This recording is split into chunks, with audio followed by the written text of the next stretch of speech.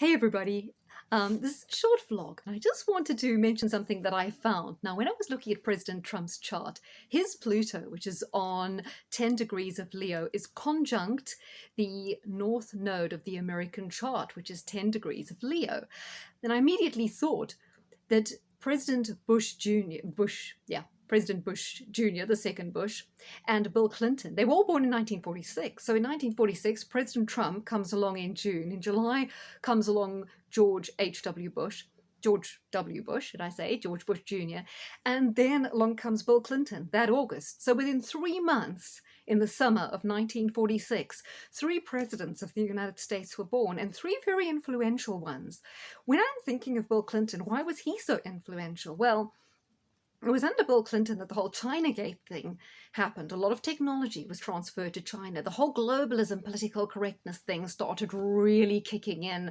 I think you could compare the Clinton years very much to what you could say in the UK we had during the Blair years. All those seeds of the political correctness and the cultural Marxism were really beginning to take hold within government policy, and we were moving massively in that direction. What was so important about George W. Bush was 9/11, the Patriot Act, all the wars in the Middle East, the way it shaped our future for those whole many years, right? And now we have President Trump, and he's shaping our future in a different way, although I am beginning to be a little bit concerned that President Trump is actually aiding the technocracy, maybe unwittingly, but I think he sees the American recovery very much linked to Silicon Valley, Elon Musk, people like the owner of Amazon, Jeff Bezos. Now, Whitney Webb did a really interesting Freedom of Information request. I believe it was to do with minutes of Trump's economic committee, his economic recovery committee. On that committee, unfortunately, are people like Jeff Bezos. Now, I think Trump's looking to Wall Street to spearhead the revival, and he thinks that if Wall Street's doing well, then America's doing well. But the problem is Wall Street are very, very powerful. They're able to buy up all the mom and pop businesses, the smaller businesses, so they stay strong, where it's wiping out the kind of middle ground. It's wiping out choice, and it's putting far too much power in the hands of these technocrats.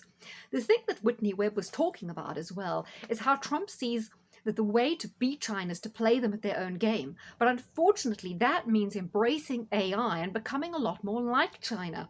So the people who are involved in this economic think tank, I mentioned Jeff Bezos as one, there are others too. You can imagine that Elon Musk is very much involved because Trump's very proud of SpaceX, isn't he? Because it fits into his image that America's great. We've got these fantastic entrepreneurs and billionaires that are spearheading the way.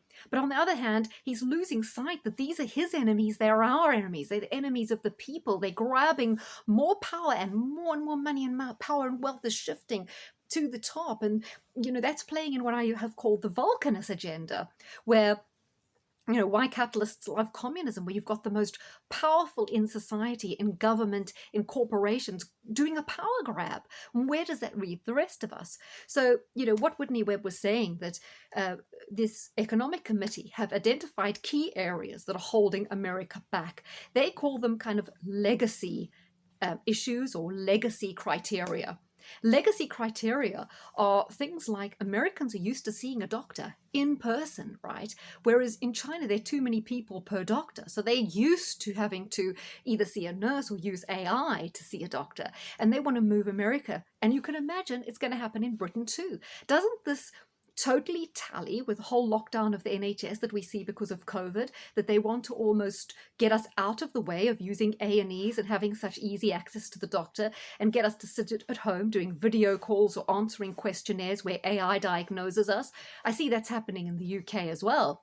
So one of the legacy things they wanted to get rid of was this fact that Americans are almost too spoilt in terms of access to medical care. Something else that they call a legacy is privacy rights. Now, of course, in Europe and in America, we know we've got these privacy laws. They don't have them in China. They've never really had them. But they see that as a key stumbling block to America becoming more AI dominated and therefore taking on China. And the third thing they want is to get us all shopping at home.